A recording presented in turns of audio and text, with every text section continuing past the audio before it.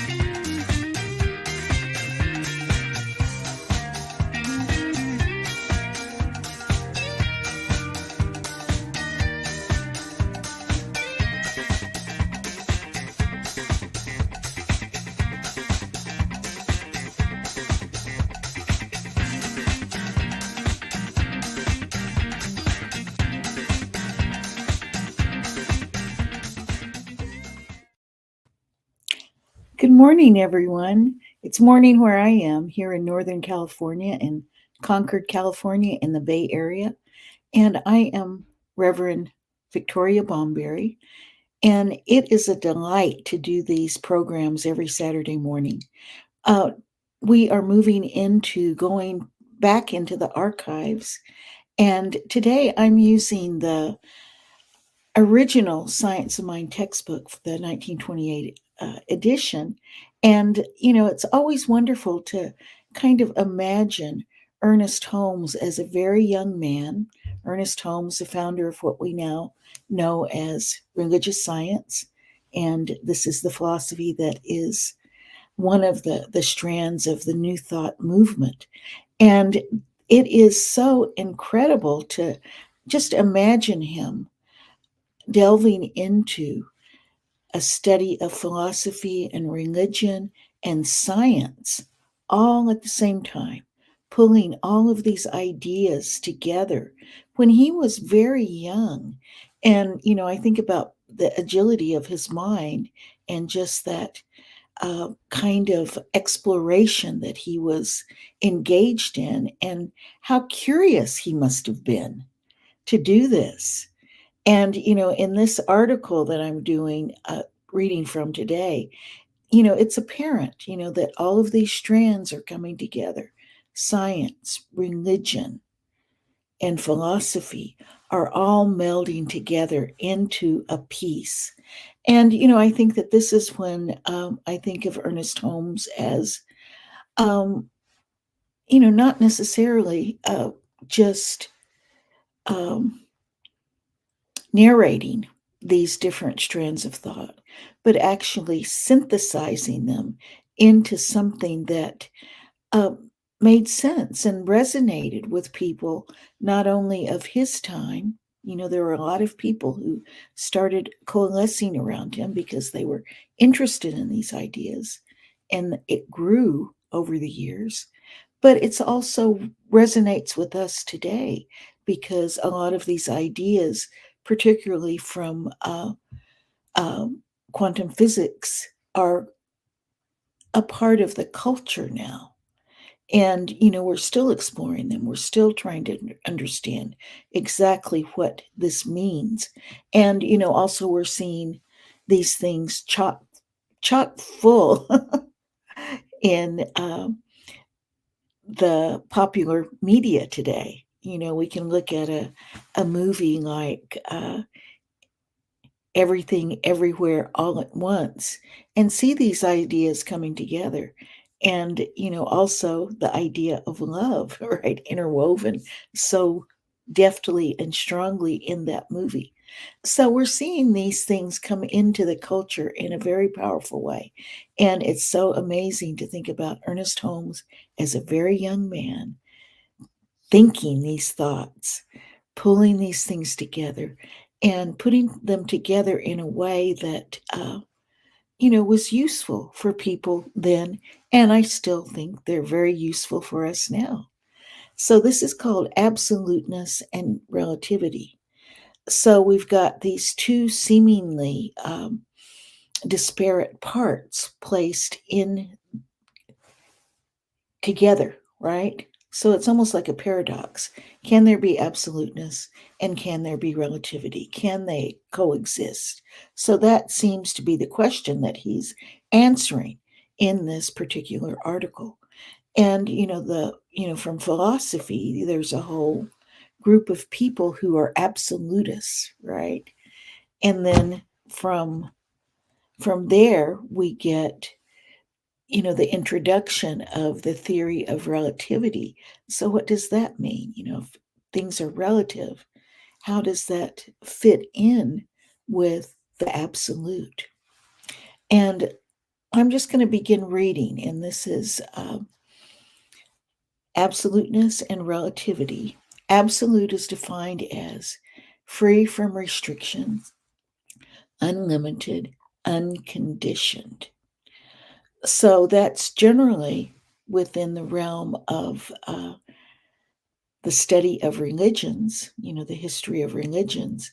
That is the way that the divine is often depicted: free of restrictions, unlimited, unconditioned. And that term, unconditioned, kind of runs through the Eastern religions very, very strongly. God is not conditioned by anything. God is the first source. And we don't necessarily hear that so much in Western Christianity, that term unconditioned. And yet it is still very much a part of the philosophy, right? God is. God is. And that's all that you need to say, is that God is. And that means God is without any kind of restrictions. There hasn't been anything that has influenced God. It is the very, very ground of all being. And, we can look at that. So he goes on to say the unlimited and perfect being, God. So there's that idea of perfection. And we've seen that as we've gone through the Science of Mind textbook that we have all read together. We've seen that thread of the perfection of God, the perfection of creation running through the entire writings. So here we have him putting this as this is what the absolute is: the unlimited and perfect being, God. And when I'm reading this, I think, okay, this is interesting that he's saying perfect being as if it is an entity, right? And yet I think that it is better understood as a verb, that we think of it as being, perfect being. It exists. It is being. And that's the constant that God is, that constant being. And then he goes on to define relativity. Relativity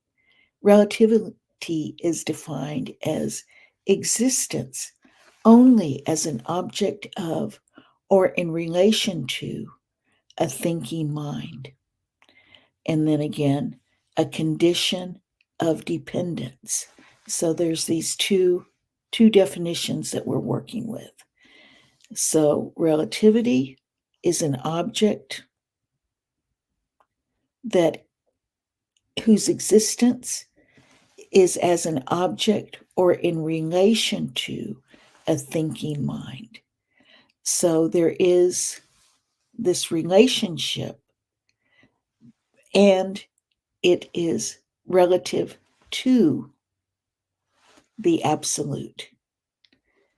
And the second part of that definition is a condition of dependence. So it is dependent on the thinking mind. So the relativity is dependent on the thinking mind. And he goes on to say the absolute, being unconditioned, is infinite. All it is, that which is, or the truth.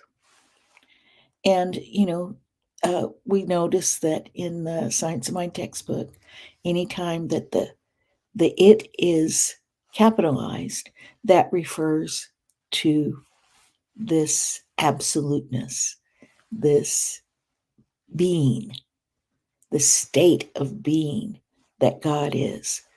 And, and I think that takes it from that idea of some entity sitting in the sky somewhere to something that is much larger and much more mysterious than that, something grander, something that is just in so many ways unknowable by the human mind. And, that's why we explore this. It is that exploration that we get to see these different facets of this it that we cannot define. But we know that it is the truth. And he goes on to say, it is axiomatic that the truth, being all, cannot be separated, limited, nor divided. It's wholeness. So that's another term that we've seen used throughout the textbook that we've been studying, the idea of wholeness. This is the wholeness that we're talking about, that absolute, that this it that we cannot fully define, but we can feel, we can get glimpses of, we have that intuitive power that is given by this beingness, freely given.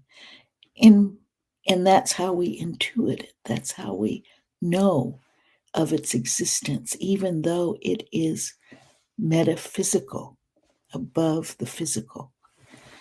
So it can't be limited. We know that God is never limited. It cannot be separated from its creation, nor is it absorbed by its creation. So it is always present, can't be divided.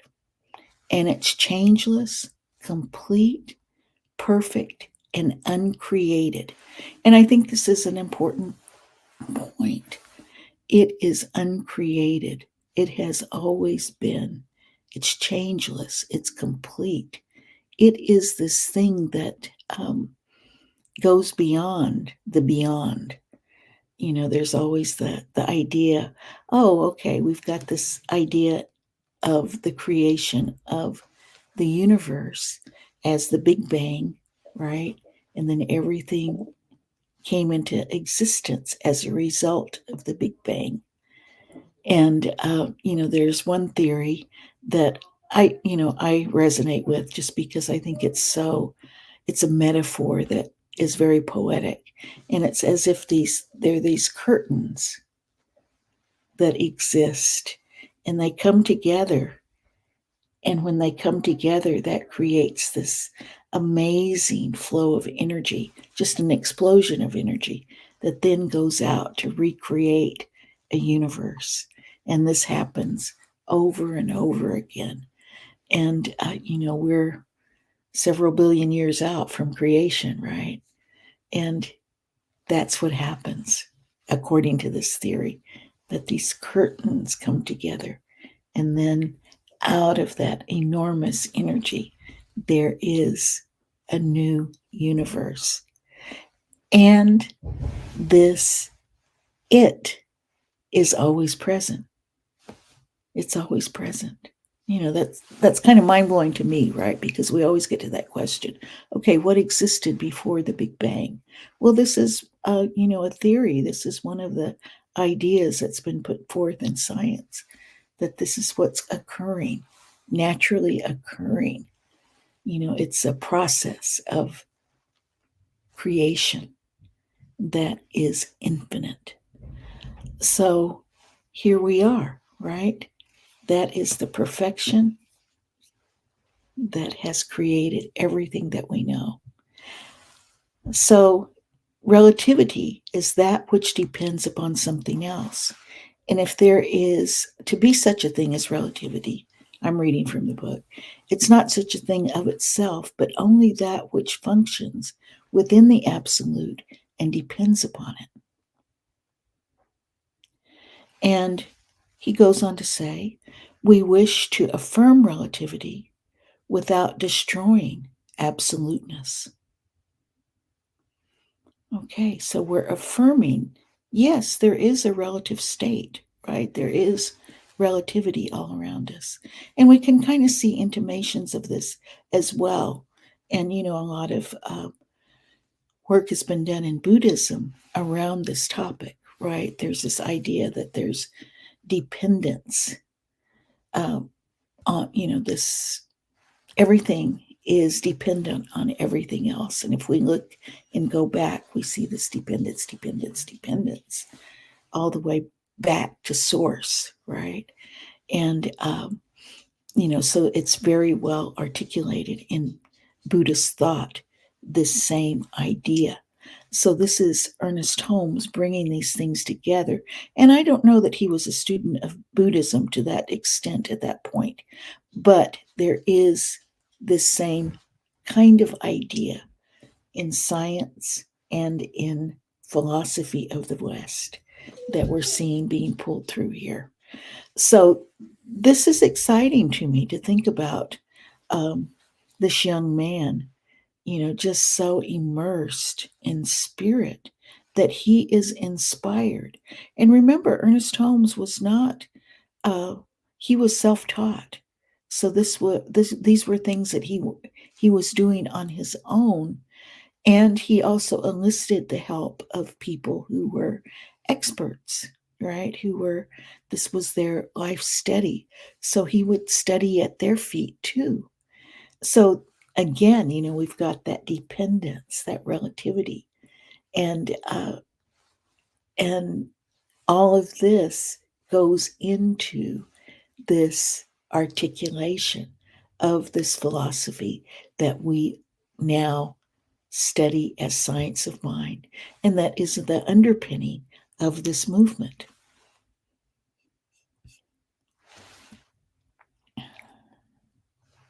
And, I think this is very important too for us to understand. So we're affirming relativity without destroying absoluteness. So that means, this relative state that we are in doesn't absorb and destroy God, right? It is actually not a thing apart, but is an experience in the all comprehending mind. So, this one mind, it's an experience in the all comprehending mind. And he goes on to say, the relative does not contradict the absolute, but affirms it. And the relative alone guarantees that there is an absolute. The absolute is cause, the relative is effect. Okay, so we have this articulation of what we talk about as effect, right? So there's the absolute is the cause, right? And the relative is the effect. The absolute depends upon itself being self-existent. The relative must depend upon the absolute. And he goes on to say we should be careful not to deny the relative simply because it is not absolute. So here we have this kind of tendency that we might have of denying what is, right? We never deny what is. That the goodness exists always, but we don't deny the relative. We we accept that as is. It's not absolute. It's dependent on the absolute. It's an effect. So because this is true for the all-encompassing mind, this one mind, it's also true for us as individual expressions of this one mind. So it works all down the line, right? Sort of like that old story of the person who's asking about the woman who's asking the great teacher about how the world came into existence, and well, it started with a turtle. Okay, what's on the back of a turtle? What's the turtle? The turtle supporting the world. Okay, what's supporting the turtle? Oh, a turtle is supporting the turtle. What's supporting that turtle? Another turtle is supporting that turtle. And then finally, it's like she keeps asking, and the great teacher says, well, it's turtles all the way down. So that's what we're talking about here, sort of in the same vein as that. The absolute is the absolute. That's all that it is. It doesn't take away. It's never taken away from. It's not separate from. It's turtles all the way down. And he goes on to say, to suppose that there could be an absolute without a relative would be to suppose that there could be an unexpressed God or first cause. This is unthinkable and impossible. Now let's stop and think about that. Without the relative,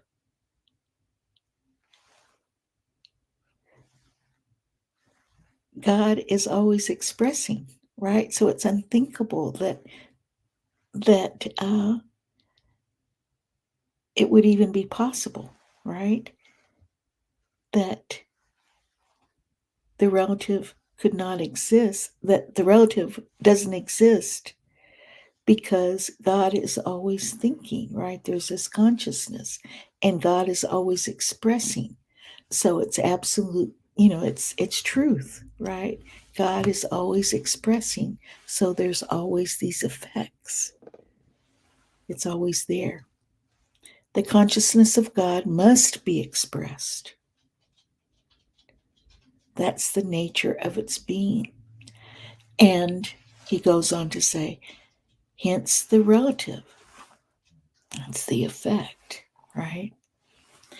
The relative is not apart from, but is in the absolute. And as such, it is perfectly good and necessary. So the relative is necessary just as much as God is necessary, right? Well, we can't say that all existence depends on God. So God, yes, of course, is necessary. But this is the truth of being, that it is absolutely necessary. And then he writes, time, space, outline, form, change, movement, action, reaction, manifestation, and creation all are relative, but all are real. And I love that. Just think about this. All of those things, time, space, outline, form, change, movement, action and reaction, manifestation and creation, all are relative, but all are real. They're all dependent on this thinking mind, this consciousness that encompasses all. Oh, I just have to breathe that in, right?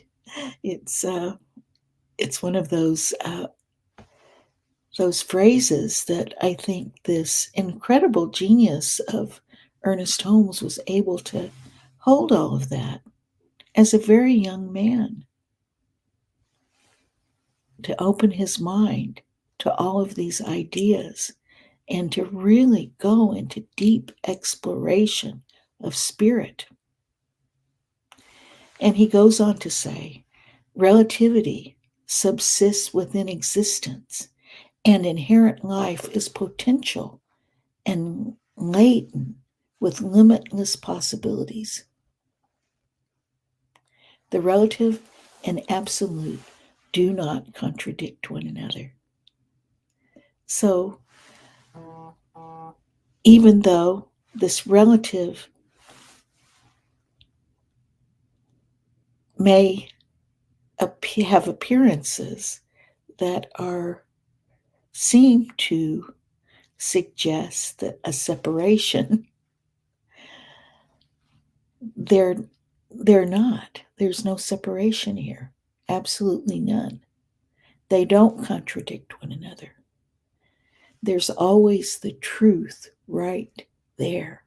The truth is always there, present in every effect, every single effect. So as we wrap our heads around that, I think that, kind of a illustration of that, maybe when we look at somebody and we make a judgment, right? We make a judgment that condemns them as imperfect, flawed, or, worthless, right? And I think that it's going to worthless where when we do condemnation and judgment, we're not seeing the absolute at work in that person, the divine, that divine being that is present in every human person, right? That's the truth of it. Behaviors are another story, right? How we behave. However, the essence, the human being is that perfection of God. There's no contradiction there. Absolutely no contradiction. And I think that this is where we do get that bifurcation when we go into thinking, dual thinking, that there is good and evil, and it's just it's a way for us to, I think that we hardened into that position rather than looking at it as purely behavioral things that we may need to correct. But we made them so exclusive, right? Good on the one hand, evil on the other. And we don't realize that all of this is God. That no matter what the effect may appear to be, there is God there. And I know this is, oftentimes very difficult for us to comprehend and accept as, ultimate reality, especially when people do things that are horrendous and we can't understand. And yet, that human being, as a divine being, has that perfection as the substrate on which they are built. And if we can get that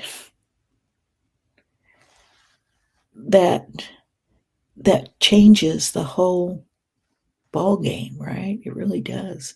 It changes everything. And that's what we do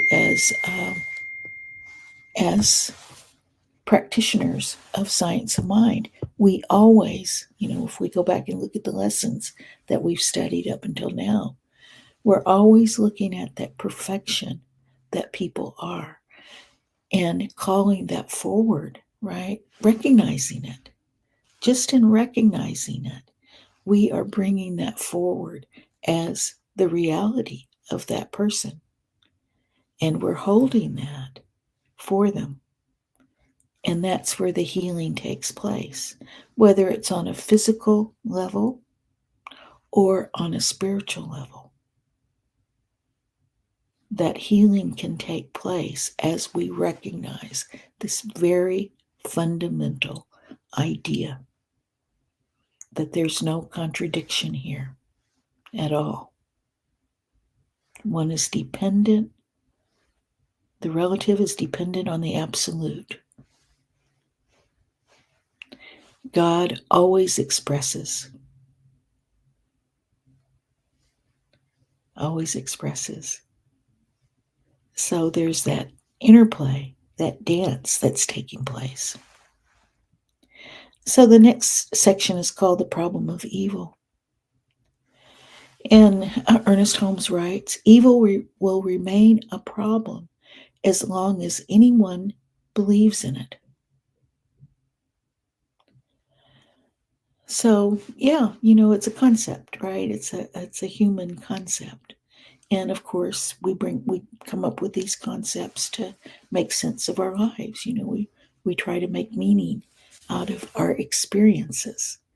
And that's what human beings have come up with, that there is evil. And it will remain a problem as long as anyone believes in it. That's what he says.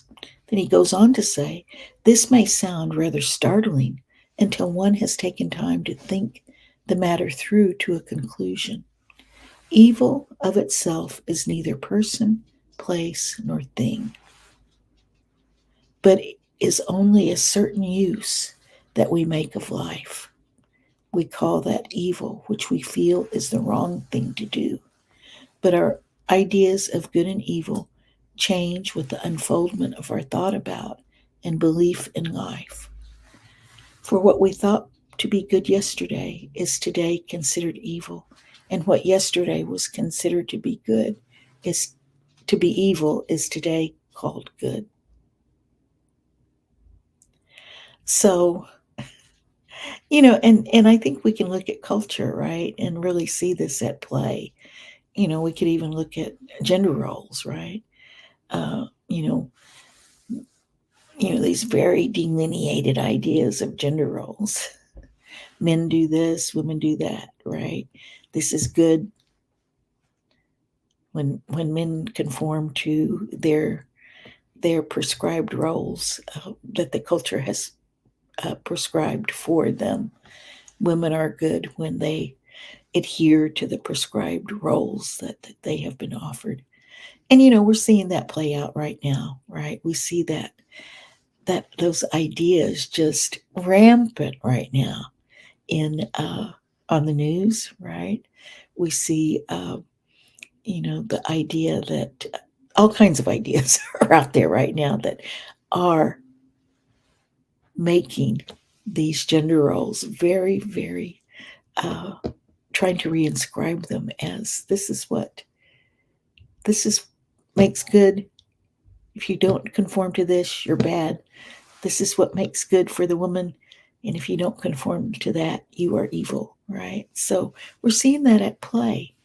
And what Ernest Holmes is calling for is kind of an explosion of that, right?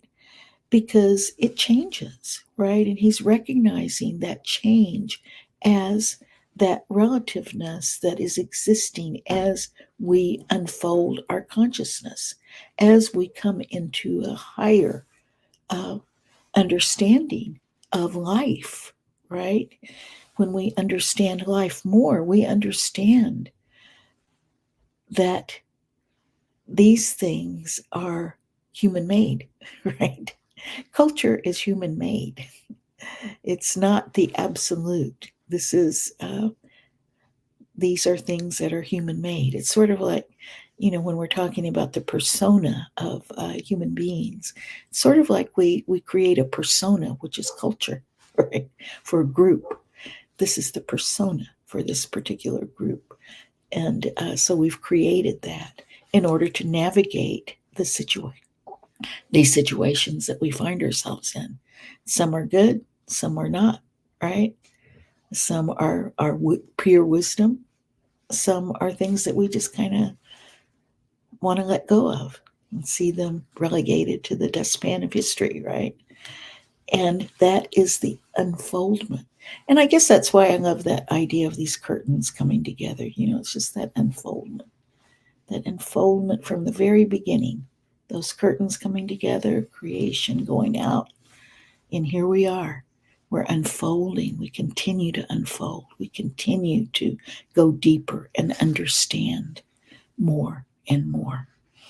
And, we can also go into, he says, generally speaking, we may consider evil to be that which is destructive in its nature, and good to be that which is constructive.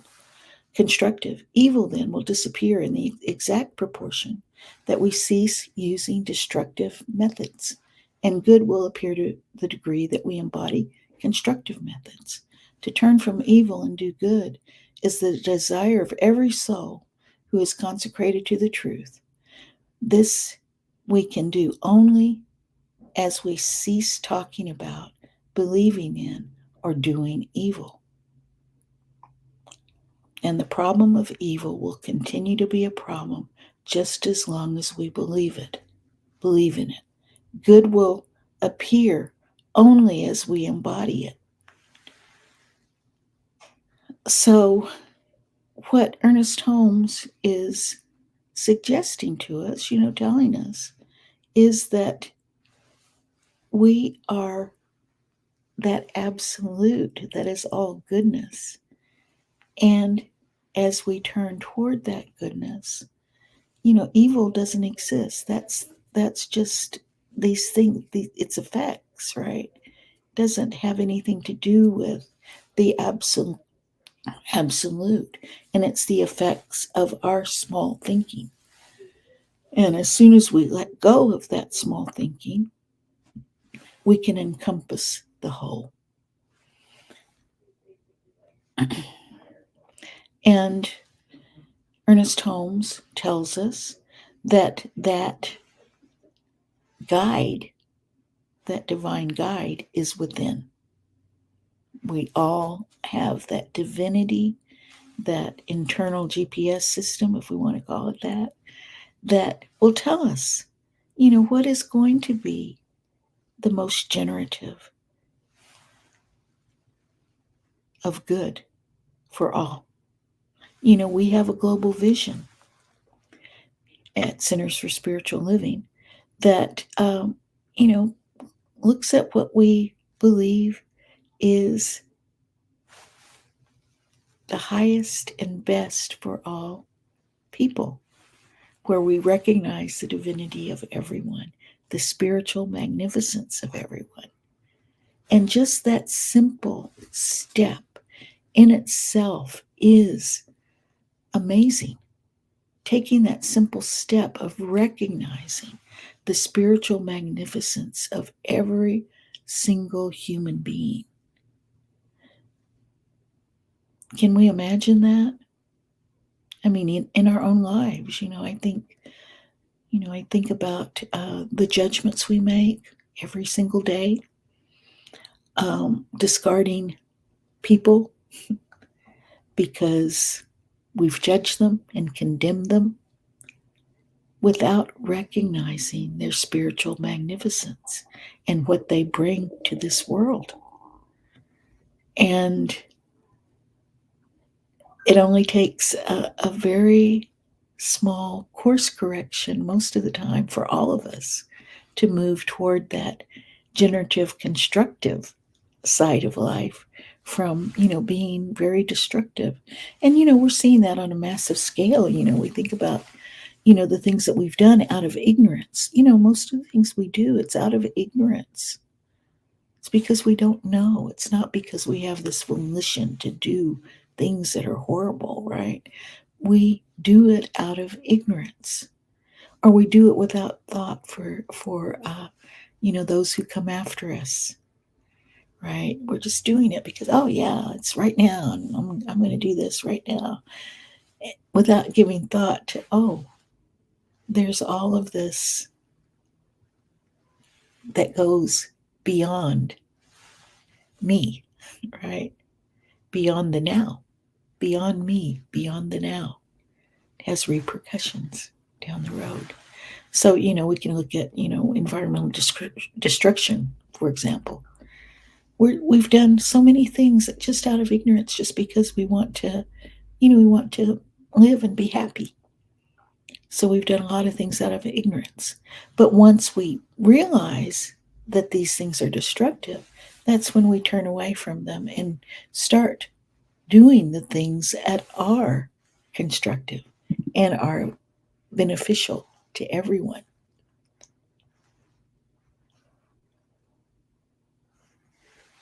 And so, and he brings up sinning here. So I'm kind of, we don't usually use that word, but I think that it's necessary for us to engage with the words that are common, right, out there in culture.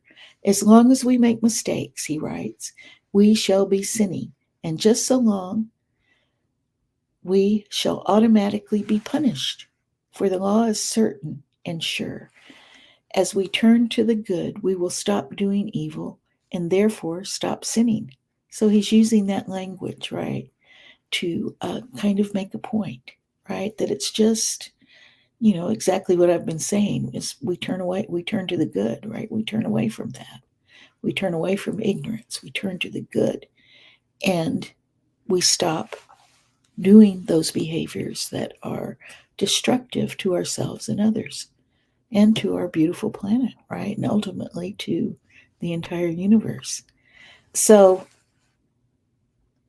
we turn from all that hurts, all that is destructive, and all that denies the good, and turn with our whole being into the light toward the truth.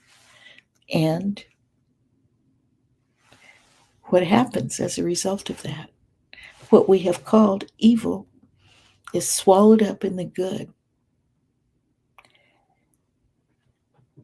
and goes back to God, the absolute. So everything is absorbed into the good. And that's a powerful statement, right? In reality, it doesn't exist. The evil does not exist. It is an effect. It is absorbed and transformed by the good. Those behaviors that we engage in, those things that we do that are destructive, they're all absorbed by the good. We just turn away from it. And that's the end of it. We stop. We stop doing those things. And that's the end of it. And that's why Ernest Holmes says that principle is not bound by precedent. What we've done in the past doesn't matter, because principle is always active and working. And principle is bound to truth.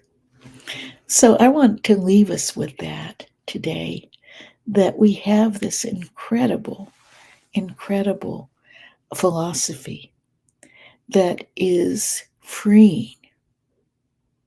That, to me, that whole idea of just turning away from that which is hurtful to the good, it doesn't exist anymore. It's transformed. So that frees us. We don't have to be guilt-ridden. We don't have to go back to the past and relive it over and over and over again, we can release it into that absolute. And that's it. That's it. It's direct.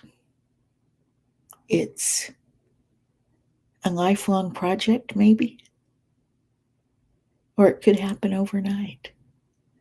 But we are, all of us, absolutely free to make that choice. So I'm just wishing you all a wonderful, wonderful week. And I love being with you on Saturdays. So have a wonderful, wonderful week.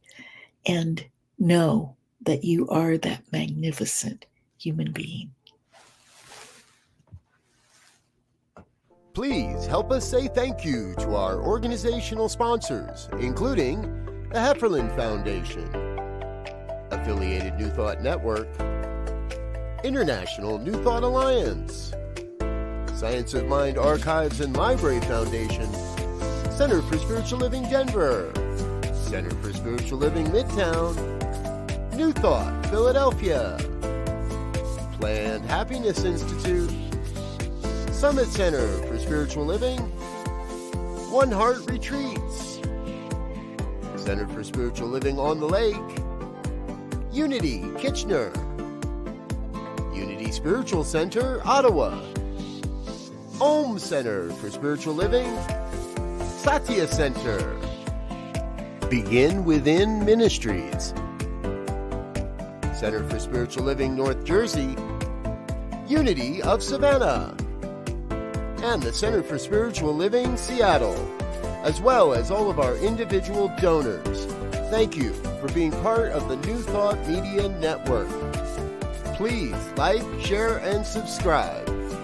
New Thought Media Network, positively inspiring.